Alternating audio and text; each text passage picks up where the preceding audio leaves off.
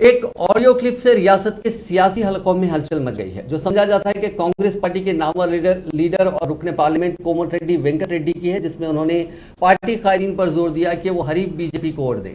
Audio clip में वेंकट रेड्डी को जब्बा नामी एक पार्टी लीडर को ये कहते हुए सुना जा सकता है कि वो हल्का असेंबली मुनुगुडु के जमीनी इंतखाब में उनके छोटे भाई और बीजेपी उम्मीदवार कोमटिरेड्डी राजगोपाल रेड्डी को वोट दें।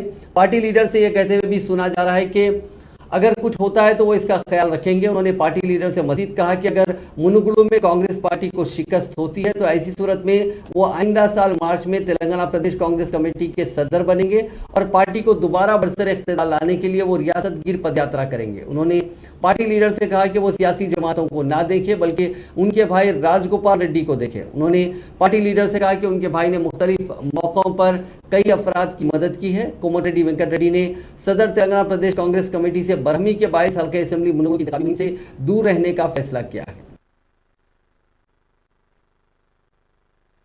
हेलो भाई मामा साहब बात करते हैं कॉमेंटेटर साहब दे दे दे సార్ సార్ సార్ పనికొస్తుంది మన పార్లమెంట్ గారు సాయం చేస్తున్నా బతుకున్నా పిల్లలకు సాయం చేస్తుంటాడు।